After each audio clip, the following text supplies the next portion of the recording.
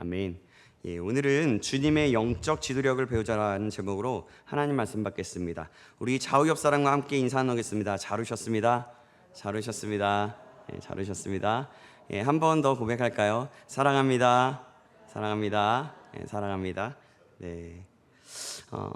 사랑하는 여러분, 먼저 질문 하나 하겠습니다. 예수님은 누구십니까? 어떤 분이시죠? 어떤 분이실까요? 네. 구원자, 또 하나님의 아들, 또 왕, 치료자, 눈먼 자를 다시 보게 하시는 분 등등 정말 여러 가지 여러분이 생각하는 그런 분이 맞습니다. 그 예수님은 항상 우리에게 좋은 것을 주시기 원하셨죠. 오늘 우리가 받을 말씀은 우리가 알고 계신 예수님께서 어떻게 사역하셨고 이 세상에서 어떤 영향력을 끼치며 지도력을 발휘하셨는데 함께 그 부분에 대해서 나누고자 합니다. 오늘 우리는 마태복음 11장 전체를 읽었는데 이 내용을 짧게 요약하면 세례 요한에 대한 증거, 또 복음에 대한 반응을 보이지 않는 사회와 세대들, 그 예수님의 초청과 부르심이라고 짧게 말할 수 있습니다. 그런데 오늘은 예수님이 어떤 분이신지에 대해서 말씀하면서 마태복음 11장 마지막 부분을 시작으로 예수님의 지도력에 대해서 말씀을 나누겠습니다. 이 말씀은 또한 우리 청년부 수련회 때 함께 나눴던 주요 내용들이기도 합니다. 여러분, 다시 한번 질문합니다. 예수님은 어떤 분이십니까? 네, 구원자 맞습니다. 아까 여러분들이 알고 있듯이 구원자이시고 또한 하나님의 아들이십니다. 그리고 하나님의 아들로서 아버지께서 주시는 모든 것을, 그 모든 일들을 하신 분이십니다. 오늘 보면 27절 말씀 함께 보시겠습니다. 27절 말씀 우리 화면으로 보여주시겠어요? 27절 말씀 같이 한번 읽겠습니다. 시작. 내 아버지께서 모든 것을 내게 주셨으니 아버지 외에는 아들을 아는 자가 없고 아들과 또 아들의 소원대로 계시를 받는 자 외에는 아버지를 아는 자가 없느니라. 아멘. 이렇게 예수님은 아버지 하나님을 아시고 자신이 아버지를 알듯이 행하시고 또 예수님의 소원대로 계시를 받은 자 외에는 아버지를 아는 자가 없다고 말씀하십니다. 사랑하는 여러분, 예수님은 이런 분이셨습니다. 자신이 어떤 존재인지 아셨고 그대로 행하셨습니다. 그래서 그분께서 초청하고 계십니다. 28절에서 30절 말씀인데요. 제가 28절, 여러분이 29절, 30절은 같이 한번 읽어보겠습니다. 화면 띄워주세요. 수고하고 무거운 짐진 자들아 다 내게로 오라. 내가 너희를 쉬게 하리라.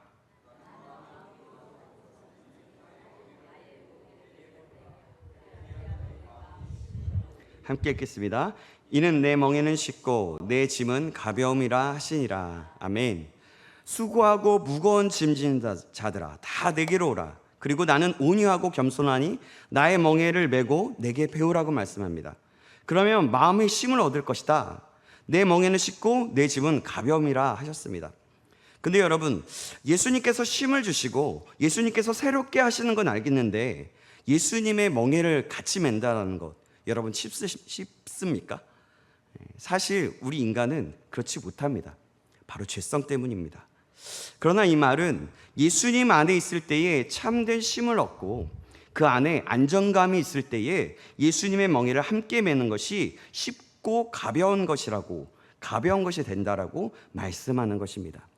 그것을 또 배우라고 말씀하시는 것이죠.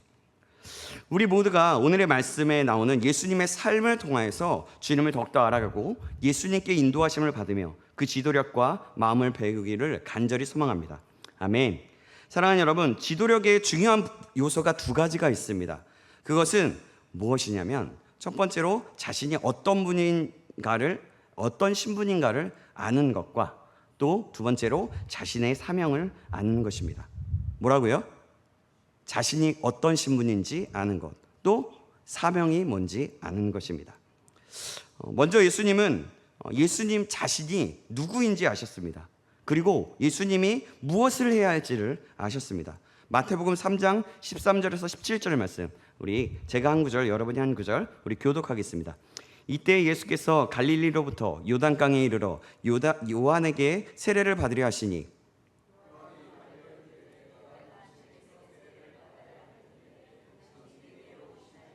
예수께서 대답하여 이르시되 이제 허락하라. 우리가 이와 같이 하여 모든 의를 이루는 것이 합당하니라 하시니 이에 요한이 허락하는지라.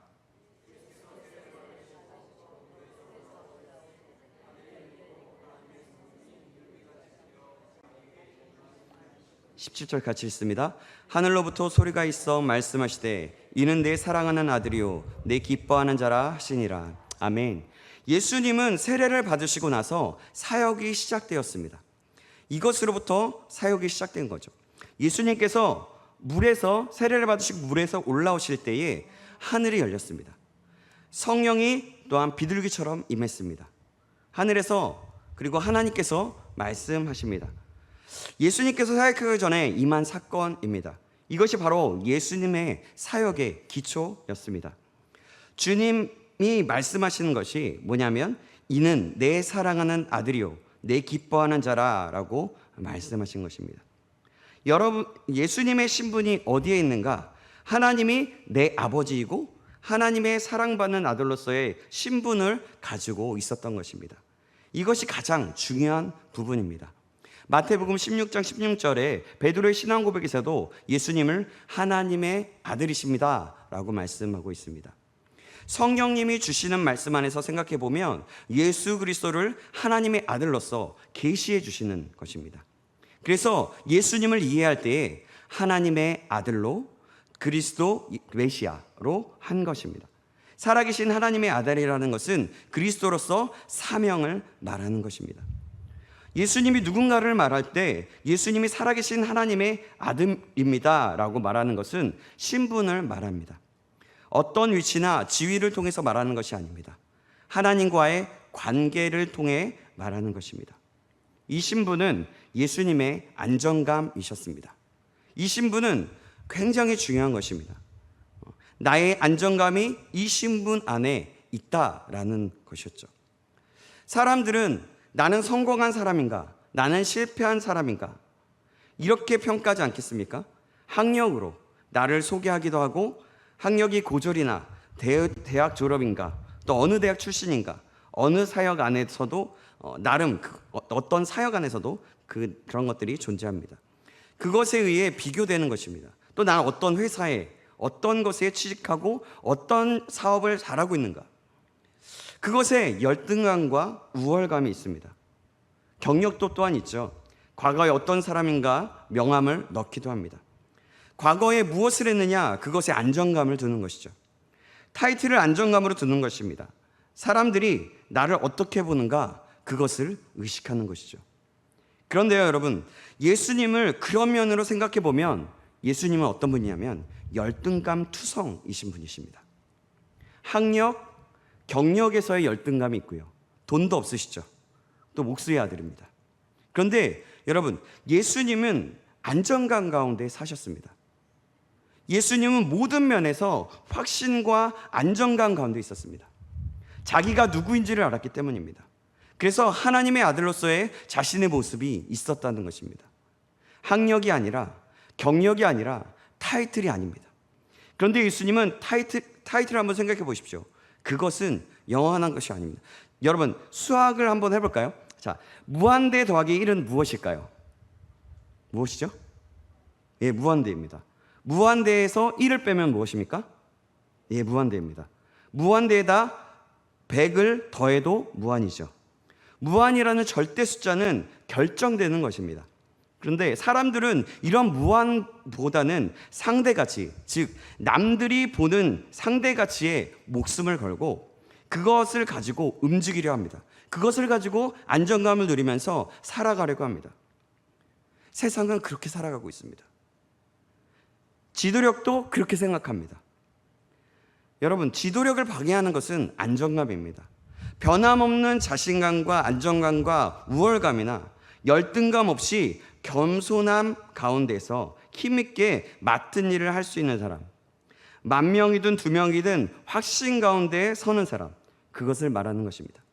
내가 누구인지를 확실히 알 때 그 지도력은 나타나게 되어 있는 것입니다. 요한복음 2장 23절에서 25절 말씀 보시겠습니다. 제가 23절 읽고 여러분이 24절 읽어주시겠습니다. 유월절에 예수께서 예루살렘에 계시니 많은 사람이 그의 행하시는 표적을 보고 그의 이름을 믿었으나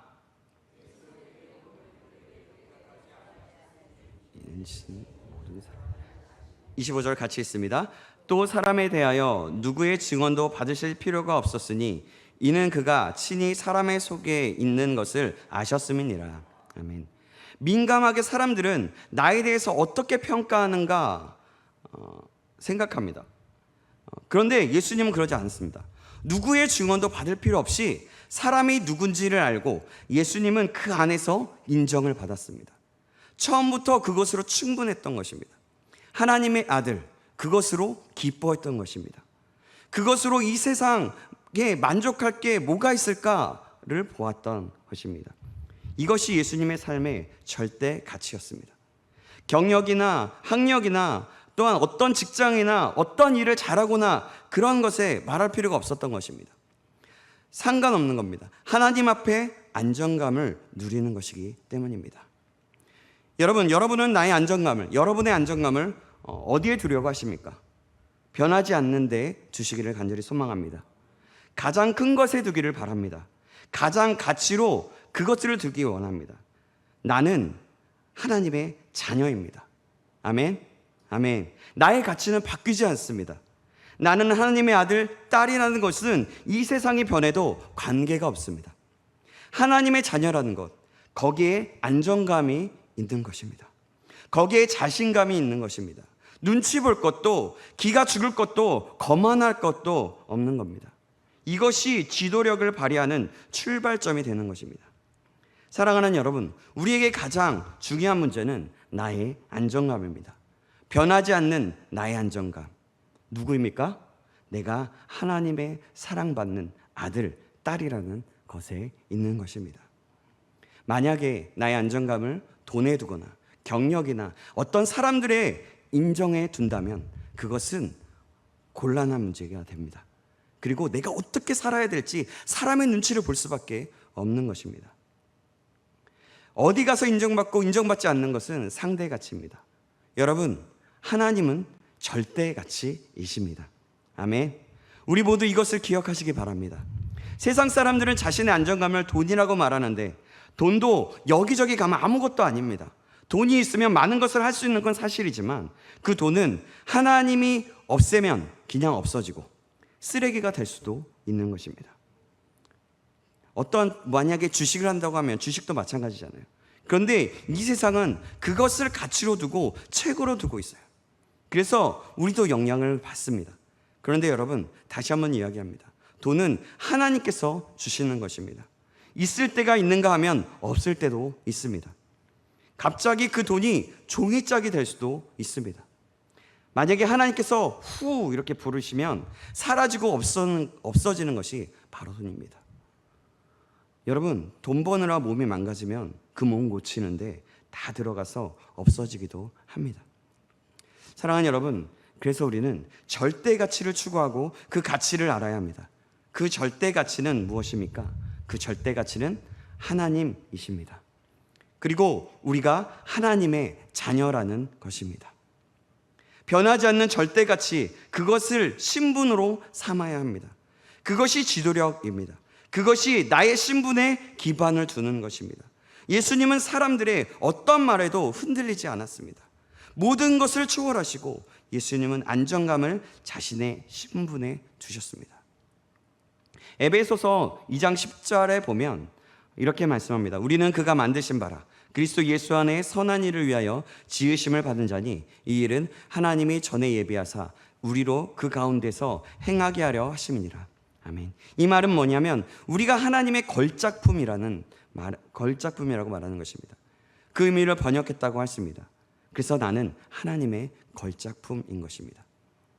여러분, 걸작품, 하나님의 걸작품이라는데 그것이 가격으로 산청할 수 있겠습니까? 가격으로 감히 산청할 수 없는 존재인 것입니다. 나에 대해서 자신감, 자부심을 가져야 합니다. 자신만만하게 살아가고 교만하지 않고 각각 다 가치 있는 사람이기 때문입니다. 사랑하는 여러분, 저와 여러분은 하나님의 작품입니다. 사실 모든 사람은 하나님의 걸작품이고 존귀한 사람입니다. 그것이 바로 계시를 받은 자들의 모습입니다. 우리 옆 사람에게 이렇게 이야기해 볼까요? 당신은 하나님의 걸작품입니다. 네. 아멘. 또 한번 고백할까요? 당신은 사랑받기 위해 태어났습니다. 네. 여러분, 그런데 계급이 형성되고 가치가 나누어지고 세상의 것이 만약에 교회 안에 들어온다면 그 교회는 영향력을 줄 수 없습니다. 교회 안에 있는 이것부터 명확해야 합니다. 우리가 하나님의 자녀, 하나님의 걸작품, 하나님의 사람인 것을 말입니다. 장로님들은 장로로서, 권사님들은 권사로서, 집사님들은 집사라는, 그 청년이는 청년이라는, 저에게도 목사라는 그 직분에 자신을 가지시기 바랍니다. 왜 자부심이 있습니까? 사명으로 자부심을 누리는 것입니다. 집사로서의 사명, 권사로서의 사명, 장로로서의 사명, 목사로서의 사명입니다. 내 안정감은 사랑받는 아들로서 가치 있는 것입니다. 그것에 기반을 두어서, 그것에 기반을 둔 다음에 사명감을 갖는 것이죠. 모든 것이 거기에 있는 것입니다. 직분도 직분이지만 하나님의 사랑받는 아들, 자녀로서의 자부심을 갖는 것, 가치를 갖는 것이죠. 예수님은 자신의 사명을 분명히 알았습니다. 예수님이 메시아로서, 기름 부음 받은 자로서 주님은 자신의 미션을 아셨습니다. 무엇 때문에 왔는지 확실히 아셨다는 거죠. 저와 여러분이 하나님이 주신 미션이 무엇인지 아시기를 주님의 이름으로 축원합니다. 요한복음 8장 28절에서 29절에 보면 자신의 미션이 무엇인지, 예수님의 자신의 미션이 무엇인지 잘 나타내고 있습니다. 우리 28절, 제가 29절은 여러분이 읽어주시겠습니다. 이에 예수께서 이르시되 너희가 인자를 둔 후에 내가 그인 줄을 알고 또 내가 스스로 아무것도 하지 아니하고 오직 아버지께서 가르치신 대로 이런 것을 말하는 줄도 알리라. 함께 하시도다. 나는 항상 그가 기뻐하시는 일을 행함으로 나를 혼자 두지 아니하셨느니라. 아멘. 주님께서는 나는 항상 그가 기뻐하시는 일을 행한다라고 말씀합니다. 가끔이 아닙니다. 항상 자기가 기뻐하시는 일을 하는 것이 아니라, 사람이 기뻐하시는 일을 하는 것이 아니라 아버지 하나님께서 기뻐하시는 일을 하는데, 아버지가 나를 이 땅에 보냈다고 말합니다. 사명을 주어 보내셨다는 말이죠. 나에게 할 일을 주어서 보내셨다는 겁니다. 그가 기뻐하시는 일은 무엇입니까? 예수님의 성공 비결은 무엇입니까? 나를 보내시니가 항상 함께 계시다라는 것을 확신한 것입니다. 그래서 예수님은 단순하게 사셨습니다. 복잡하지 않았습니다. 하나님이 나와 함께 계시고 내가 하는 것마다 주님이 기뻐하시는 일을 하기 때문이었습니다. 내가 항상 그가 원하는 것을 할 때 나와 함께 하신다라고 하신 거죠. 그래서 나는 사명자요. 그 사명을 할 때 그것을 하면 되는 것입니다. 예수님이 그러셨던 것처럼 그 사명을 감당할 때 시간을 절약하게 하고 눈치 없이 명확하게 세상에서 살아갈 수 있게 되는 것입니다. 사람들이 어떻게 해야 기뻐하는가? 그것이 아닙니다. 하나님이 저에게 말씀하신 것을, 알게 하신 것을 말하게 해 주십시오 라고 구하는 것, 그것을 가지고 살아야 합니다. 이런 거죠. 아버지 하나님, 내가 무엇을 해야 합니까? 내가 무엇에 관심을 두어야 합니까? 무엇을 생각해야 합니까? 이렇게 묻는 것입니다. 하나님 앞에. 이것이 바로 사명자의 모습인 것입니다. 만약 사명자라면 내가 힘들어 죽겠어 라고 말을 하지 않습니다. 사명자는 쉽게 죽을 사람이 아닙니다. 죽겠다는 말 안 합니다. 못하겠다는 말을 안 합니다.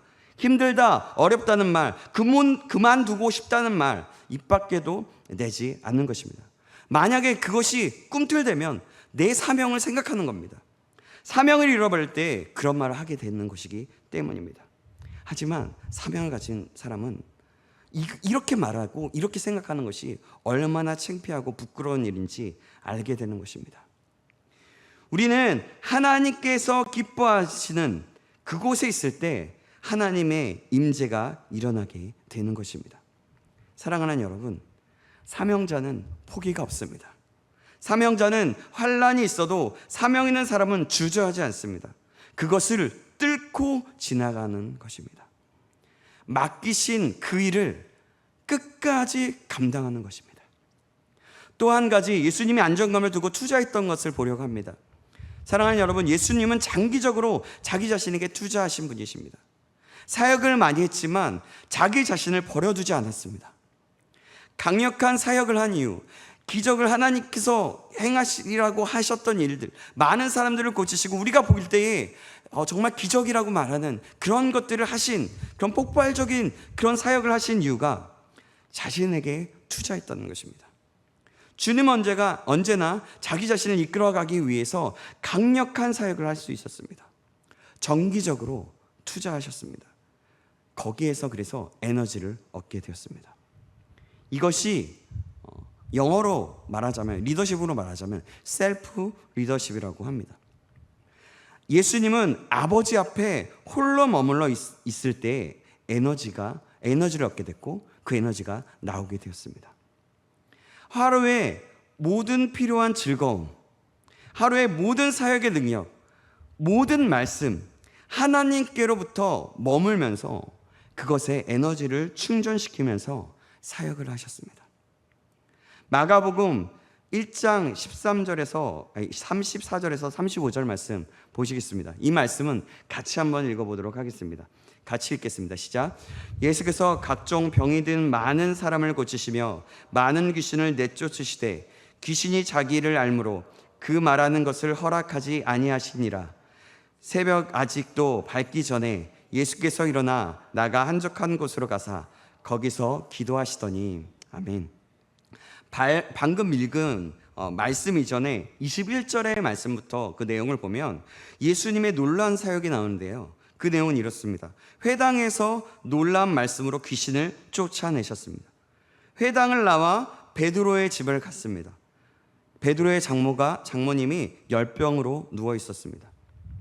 그때 베드로의 장모님을 치유하시죠.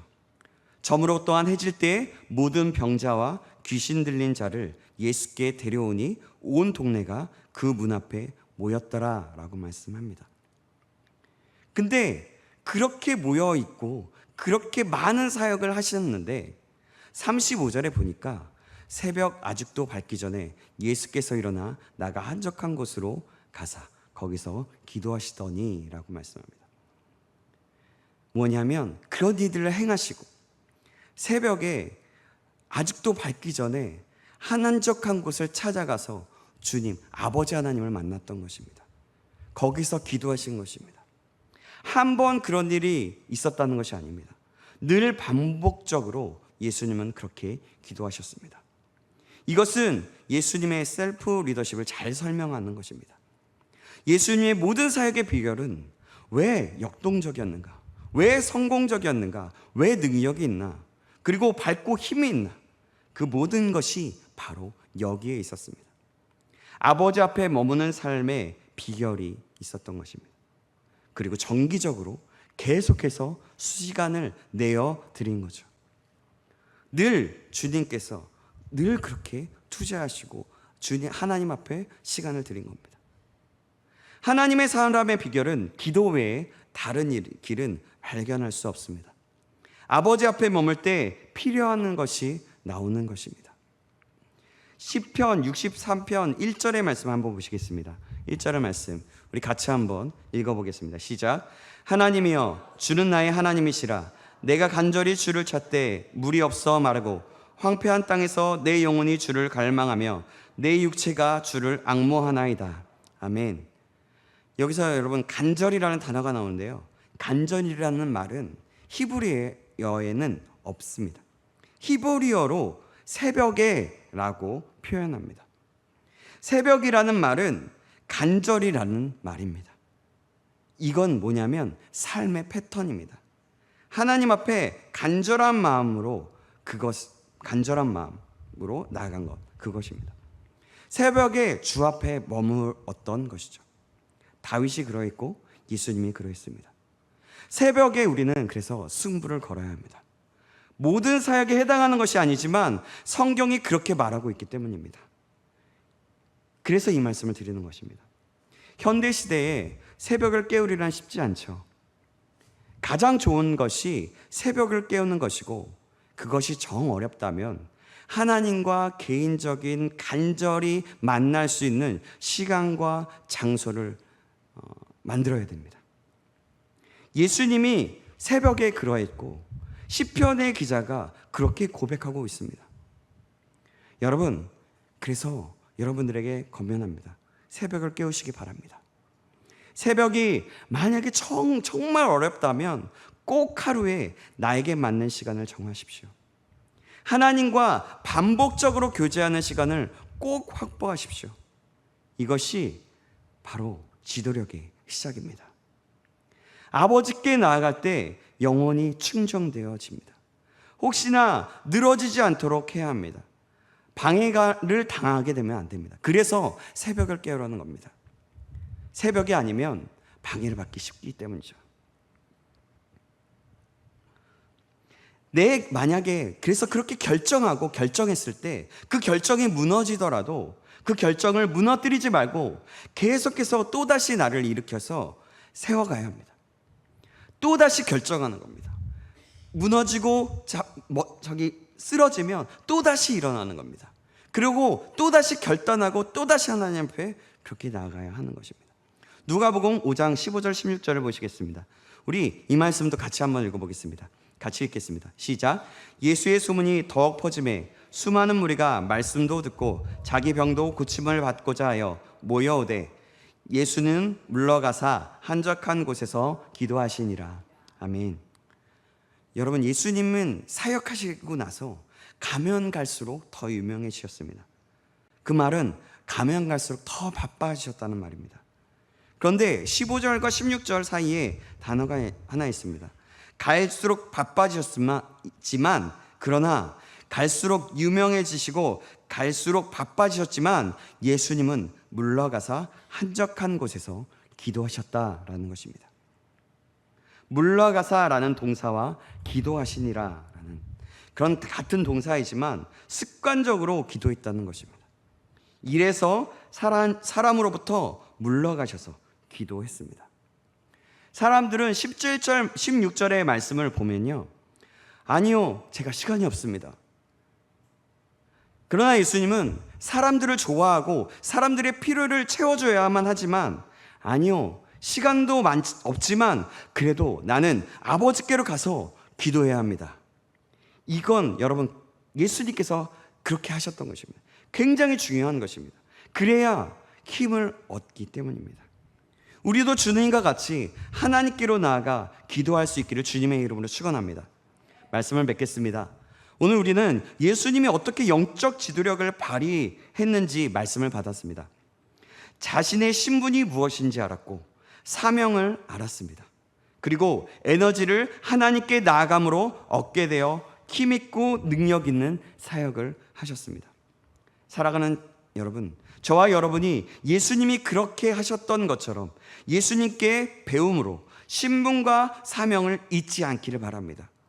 하나님의 자녀인 것과 하나님께서 기뻐하시는 일을 하는 것임을 잊지 마시기 바랍니다. 그리고 하나님 앞에 날마다 머무르며 부르짖으며 나아가기를 주님의 이름으로 축원합니다. 그래서 이 세상에 살아갈 때에 내가 있는 자리에서 선한 영향력을 끼칠 수 있는 하나님의 사람, 영적 지도력을 가진 저와 여러분 되시기를 주님의 이름으로 축원합니다. 아멘. 기도하겠습니다. 하나님 아버지, 감사합니다. 오늘 말씀 속에서 예수님의 지도력을 배우며 예수님의 안정감이 어디서부터 나왔으며 능력이 어디서부터 나왔는지 알게 하셨습니다. 주님, 정말 감사합니다. 우리가 말씀을 들었던 것처럼 우리의 신분과 사명을 잊지 않고 어떤 상황 속에서도 주님 앞에 머물기를 힘쓰며 살아갈 수 있도록 인도하여 주시옵소서. 그래서 하나님이 우리가 하나님 앞에 우리가 머무는 자, 신분과 사명을 이루는 자로 살아가기로 결단합니다. 그리하여 우리의 삶에서 영적 지도력을 발휘하는 자 될 수 있도록 인도하시며 힘을 주셔서 우리를 통해 역사하여 주시옵소서. 살아계신 우리 주 예수 그리스도의 이름으로 기도합니다. 아멘.